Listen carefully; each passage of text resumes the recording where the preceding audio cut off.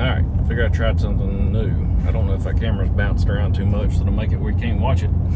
But anyway, a little slight update. My Wood-Mizer's been down again. I hadn't run it in months, I think. And so I went to start it, wouldn't start. Went through the whole gas system and all that kind of stuff. Figured out the solenoid shaft was corroded, which will probably be a clip of that somewhere in here. I didn't actually video the shaft of the solenoid because I never even thought about it until I was already had it back together and had it running. But I did do a little explanatory video for any other LT-35 owners that don't use them very much. So got it all back together. Engine starts great, and then I rolled a big old red oak log on there and went to start milling, and the controls don't work. So everything on the power head in key position 3, everything operated normally, but in the key position where you would actually operate with the engine running, the controls don't work. Screen's blank. Crazy deal. So I didn't have to call Wood-Mizer with the engine issue, thanks to some other YouTubers out there, but I did have to call them on the electrical problem, and kind of did some troubleshooting, some meter work, that sort of thing. And he said, well, we had a bad run of alternators. Alternators were overcharging the batteries. My battery was dead also. He said, so that was damaging the batteries, and also the ignition switch was part of that equation. So finally got it running. Now they're sending me a new alternator, new key switch, and I'm on the way to the auto parts place to get the battery charged and load tested. And because he said jump starting things is very bad, even though I jump start things all the time. But he said with electronics like in the control system of that thing, bad deal, don't do it. So we'll see. I'm on the way to get that done, so I thought I'd do a little ride along video while I'm not getting anything else accomplished, and hopefully it helps somebody out. Thank y'all for watching. Well, once again I videoed something after the fact. LT-35 with almost 170 hours on it was not running again. We haven't used it in months. It's just been sitting here. It's been covered by that EPDM tarp, and it wouldn't run, wouldn't start. So the gas was off, but somehow or another it settled out.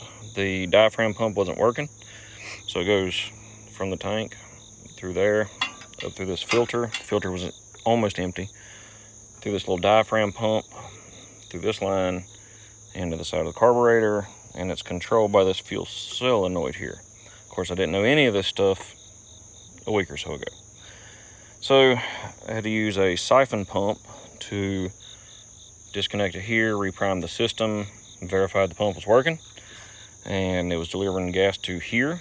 So then it was a carburetor issue, and I know there's been issues from my research with these solenoids, and so today I took the solenoid out, which take these 2 screws off, take the 2 screws off the carburetor right here, lift carburetor up, take that solenoid out. The plunger on the solenoid, I know we've run nothing but non-ethanol gas in this thing since I've had it, but the little plunger had all kind of little corrosion on it, even with no more hours than what this thing has in it, probably because I don't run it as often as I should. And so I just took some sandcloth, that's the part I should have videoed, and I just cleaned the corrosion off of it. Ground it against the frame right here, verified it was working when I turned the key on, that it would move the plunger. It worked. Put it back in, fired right up. And on my rush to get this thing attempted to be operating, I didn't actually video what the problem was after I got the engine running. So turn it to key position 3, which is accessory, and it does its thing.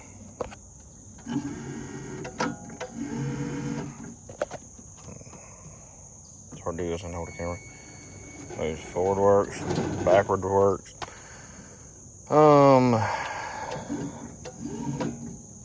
Let's see here, let me put it in there. Debarker works.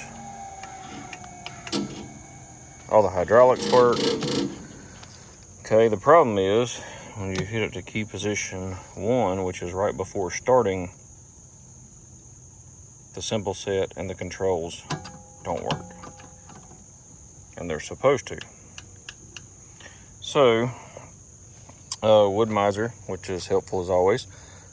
Again, I'm glad I'm not making a living with this mill because it's down a fair bit and I don't use it very often. About 170 hours on it. So, they said they had an alternator issue, and which was overcharging the battery. So my battery had to get load tested, and it's a little sick. It's not full capacity for sure, but I charged it up and it's holding charge. The second thing they said they're sending me is a new key switch again, because they said the alternator was overcharging and damaging the switch also.